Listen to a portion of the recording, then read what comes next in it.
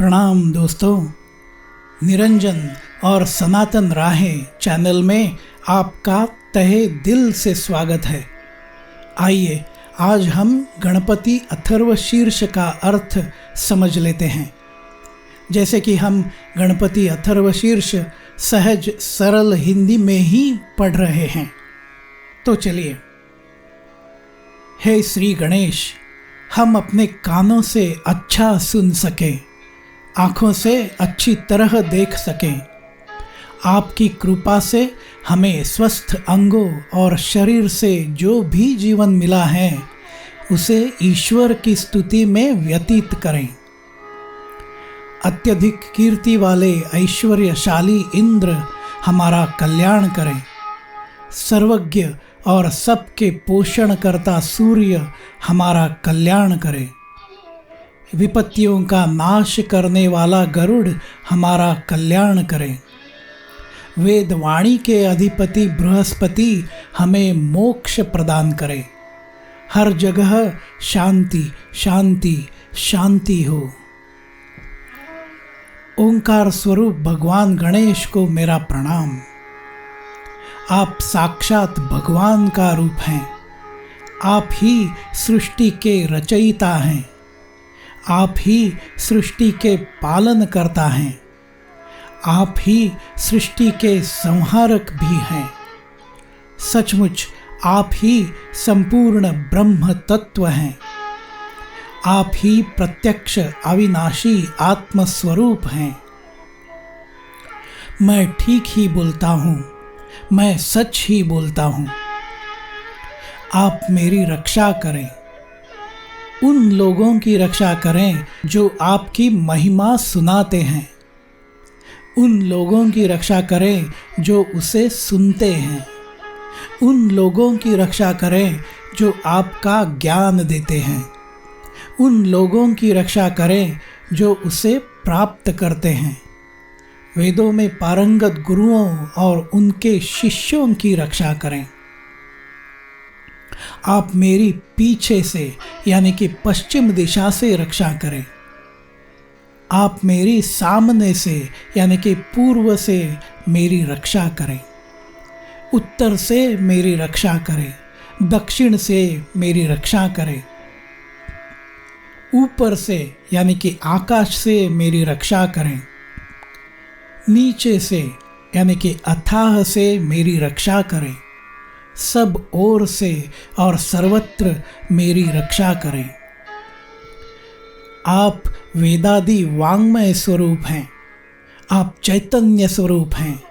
आप आनंद हैं। आप ब्रह्म स्वरूप हैं। सत चित आनंद से आप अलग नहीं हैं।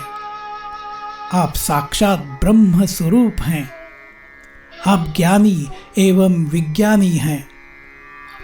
यह सारा संसार आपसे ही बना है। आपके सहारे से ही यह सारा संसार कायम है। यह सारा संसार आप में ही विलीन हो जाता है। ये सभी लोग पुनः आपके स्वरूप में ही शामिल हो जाते हैं। आप ही पृथ्वी, जल, अग्नि, वायु और आकाश ये 5 तत्व हैं। आप वाणी के चारों रूप यानी कि परा, पश्यंती, मध्यमा और वैखरी हैं। आप तीनों गुणों से यानी कि सत्व, रज और तम से परे हैं। आप 3 अवस्थाओं से यानी कि जागृत, स्वप्न और सुषुप्ति से परे हैं। आप तीनों शरीरों से यानी कि स्थूल, सूक्ष्म और कारण शरीर से परे हैं। आप तीनों कालों से यानी कि अतीत, वर्तमान और भविष्य से परे हैं। आप सदैव मूलाधार चक्र में यानी कि नाभि कमल पर रहते हैं। आप तीनों शक्तियों से यानी कि इच्छा, क्रिया और ज्ञान से संपन्न हैं। तपस्वी लोग निरंतर आपका ध्यान करते हैं। आप ही ब्रह्मा हैं, आप ही विष्णु हैं, आप ही रुद्र हैं, आप ही इंद्र हैं। आप अग्नि हो, आप वायु हो, आप सूर्य हो, आप चंद्रमा हो, आप भूलोक हैं, आप भुवरलोक हैं, आप स्वरलोक हैं और आप ओंकार स्वरूप परब्रह्म हैं। गण शब्द में आने वाले पहले व्यंजन ग का उच्चारण सर्वप्रथम करना चाहिए और फिर पहले स्वर यानी कि अ का उच्चारण करना चाहिए। इसके बाद अनुस्वार का पाठ करना चाहिए। यह अर्धचंद्र के समान होना चाहिए। इसे तारक मंत्र ओंकार से युक्त किया जाना चाहिए। यह आपके मंत्र की प्रकृति है। पूरा मंत्र ओम गम बन जाता है। ग मंत्र का पूर्व रूप है। अ मंत्र का मध्य है। अनुस्वार मंत्र की पराकाष्ठा है। वर्धमान बिंदु उत्तरी स्वरूप हैं। इन गकारादि चारों से एक ध्वनि उत्पन्न होती है। यह ध्वनि भी सुसंगत है। यह गणेश विद्या है जो ज्ञान देती है। इस मंत्र के ऋषि गणक हैं। निच्रुत गायत्री इस मंत्र का छंद है। देवता गणपति हैं। ओम गम मंत्र द्वारा दर्शाए गए गणपति को मेरा नमस्कार। हम उस एकदंत की प्रकृति को जानते हैं, उस वक्रतुंड का चिंतन करते हैं, तो वह दंती श्री गणेश हमें भक्ति से प्रेरित करें। इनको एक दांत और 4 भुजाएं हैं। एक हाथ में परशु और दूसरे हाथ में अंकुश हैं। एक हाथ में हाथी का दांत है और एक हाथ वर देने के लिए उठाया है। चूहा इनके ध्वज का प्रतीक है। उनके शरीर का रंग लाल है और पेट बड़ा है। उनके कान सूप के समान लंबे हैं। वे लाल वस्त्र पहनते हैं। उनकी पूजा लाल पुष्पों से की जाती है। वे लाल चंदन की उटी से सजे हुए हैं। श्री गणेश जी भक्तों पर दया करने वाले, सृष्टि के रचयिता, अविनाशी हैं। वे सृष्टि की रचना से भी पहले प्रकट हुए हैं और प्रकृति पुरुष से भी श्रेष्ठ हैं। जो व्यक्ति ऐसे श्री गणेश जी का निरंतर ध्यान करता है वह सभी योगियों में श्रेष्ठ है। व्रतधारिणों के प्रमुख को मेरा नमस्कार। देवताओं के स्वामी को मेरा नमस्कार है। शंकर गण समुदाय के प्रमुख भगवान को मेरा नमस्कार है। लंबोदर, एकदंत, विघ्नहर्ता, शिवपुत्र और वर प्रदान करने वाले मूर्ति को मेरा नमस्कार है।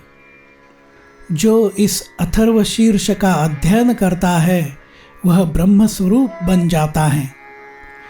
उसे सभी प्रकार के सुखों की प्राप्ति होती है। वह किसी भी बाधाओं से बाधित नहीं होता। वो 5 महापातकों से मुक्त हो जाता है। संध्या के समय अध्ययन करने से दिन भर में अनजाने में किए गए पाप नष्ट हो जाते हैं। प्रातः काल में इसका पाठ करने से रात्रि में अनजाने में किए गए पाप नष्ट हो जाते हैं। जो सुबह शाम इसका पाठ करता है वह पाप मुक्त हो जाता है। निरंतर सभी स्थितियों में हर जगह पाठ करने वाला निर्विघ्न हो जाता है। धर्म, अर्थ, काम, मोक्ष ये 4 पुरुषार्थ उसे प्राप्त होते हैं। इसे किसी अयोग्य शिष्य जिसका अथर्व शीर्ष में विश्वास नहीं है उसको नहीं पढ़ाना चाहिए। जो कोई प्रलोभन में आकर यह सिखाता है उसे पाप लगता है। जो इसे 1000 बार पढ़ता है उसे मन चाहे फल की प्राप्ति होती है। जो व्यक्ति इस अथर्व शीर्ष से गणेश जी का अभिषेक करता है वह महान वक्ता होता है। चतुर्थी का व्रत करके जो इसका जाप करता है उसको विद्या की प्राप्ति होती है। यह अथर्वण ऋषि का वचन है। इस ज्ञान से जो ब्रह्म प्राप्ति के लिए तप करेगा उसे कभी भी कोई भी भय नहीं रहेगा। जो दुर्वांकुरों के साथ गणपति की पूजा करता है वह कुबेर के समान समृद्ध होता है। जो लाह्य से गणपति का यज्ञ करता है उसे सफलता मिलती है, वह बुद्धिमान हो जाता है। 1000 मोदकों से हवन करने वाले को मनोवांछित फल की प्राप्ति होती है। जो घी में डुबोई हुई समिधाओं से हवन करता है उसे सब कुछ मिलता है, सब कुछ मिल जाता है। जो यह अथर्वशीर्ष 8 ब्राह्मणों को सिखाता है वह सूर्य के समान कांतिमान हो जाता है। जो व्यक्ति सूर्य ग्रहण के दौरान बड़ी नदियों में या गणेश मूर्ति के साथ इसका जाप करता है उसे मंत्र सिद्धि प्राप्त होती है। वो महान विपत्ति से मुक्त हो जाता है, महादोष से मुक्त हो जाता है, महान पाप से मुक्त हो जाता है। वह सर्वज्ञ हो जाता है, वह सर्वशक्तिमान हो जाता है। ऐसा वेदों में कहा गया है। ऐसा ही है ये उपनिषद। हे भगवान, हम सब की गुरु और शिष्य की रक्षा करें, हम सब की भूख मिटाएं, हम सब की कार्यवाही सफल करें, ज्ञान का दीप सदैव प्रज्वलित रहें, हम सब नफरत से मुक्त हो जाएं। हर जगह शांति शांति शांति हो।